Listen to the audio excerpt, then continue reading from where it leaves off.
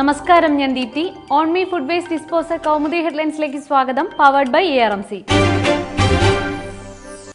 അന്വേഷണം പേരിനു മാത്രം.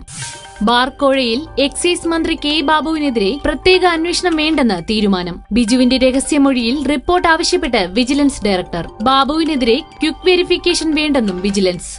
ബാബുവിനെതിരെ നിലവിലെ അന്വേഷണം മാത്രം മതിയെന്ന് തീരുമാനം. ബിജുവിന്റെ മൊഴിയിൽ പുതിയ വെളിപ്പെടുത്തലുകൾ ഉണ്ടോയെന്ന് പരിശോധിക്കും.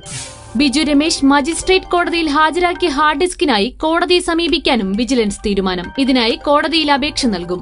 കോഴ ആരോപണത്തിൽ ബാബുവിനെതിരെ കേസെടുക്കണമെന്ന് CPM സംസ്ഥാന സെക്രട്ടറി കോടിയേരി ബാലകൃഷ്ണൻ. പ്രതിഷേധ ചൂടിൽ വീണ്ടും ഇന്ദ്രപ്രസ്ഥം. ഡൽഹിയിലെ കർഷക ആത്മഹത്യയിൽ പ്രതിഷേധം ശക്തം. വിഷയത്തിൽ ചർച്ചയ്ക്ക് തയ്യാറെന്ന് സർക്കാർ ലോക്സഭയിൽ. BJPയിലെ മുതിർന്ന നേതാക്കളുമായി മോദിയുടെ കൂടിക്കാഴ്ച. സംഭവത്തിൽ ഡൽഹി മുഖ്യമന്ത്രി അരവിന്ദ് കെജ്രിവാളിന്റെ വീടിനു മുന്നിൽ യൂത്ത് കോൺഗ്രസ് പ്രതിഷേധം. അന്വേഷണവുമായി മുന്നോട്ടു പോകുമെന്ന് Delhi police commissioner BS ബസി. Aam Aadmi റാലിക്കിടെ ആത്മഹത്യ ചെയ്ത ഗജേന്ദ്ര സിംഗിന് സാമ്പത്തിക പ്രശ്നങ്ങളുണ്ടായിരുന്നില്ലെന്ന് കുടുംബം. കൂടുതൽ അന്വേഷണത്തിന് പോലീസ് സംഘം രാജസ്ഥാനിലേക്ക്. പ്രതിഷേധങ്ങൾക്ക് നടുവിൽ രാജ്യസഭയിൽ പുതിയ MPമാരുടെ സത്യപ്രതിജ്ഞ. കേരളത്തിൽ നിന്ന് സഭയിലെത്തിയത് വയലാർ രവി, PV അബ്ദുൾ വഹാബ്, KK രാഗേഷ് എന്നിവർ. കളിച്ചത് സർക്കാർ, തോറ്റത് കുട്ടികൾ. ആശങ്കകൾക്ക് അവസാനമാകുന്നില്ല. SSLC പരീക്ഷാ ഫലപ്രഖ്യാപനത്തിൽ സർക്കാരിന്റെ കള്ളക്കളി പുറത്ത്. അന്തിമ ഫലം നാളെ പ്രസിദ്ധീകരിക്കുമെന്ന് വിശദീകരണം. പ്രസിദ്ധീകരിച്ച ഫലം ഉത്തരക്കടലാസുമായി ഒത്തുനോക്കുന്നത് ഉടൻ പൂർത്തിയാകുമെന്ന് വിദ്യാഭ്യാസ വകുപ്പ്. 54 മൂല്യനിർണ്ണയ ക്യാമ്പുകളിലെ പുനഃപരിശോധന പൂർത്തിയായി.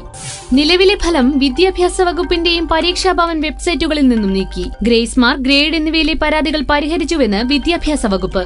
വിജയിച്ച കുട്ടികൾ പരാജയപ്പെടില്ലെന്ന് സർക്കാരിന്റെ ഉറപ്പ്. കാര്യമായ പ്രശ്നങ്ങൾ ഉണ്ടായിട്ടില്ലെന്ന് മുഖ്യമന്ത്രി. നിസ്സാരമായി കാണുന്നില്ലെന്ന് വിദ്യാഭ്യാസ മന്ത്രി അബ്ദുൾ റബ്ബ്. അട്ടിമറി സാധ്യതയെന്നും മന്ത്രി. IPLൽ വിജയസൂര്യൻ.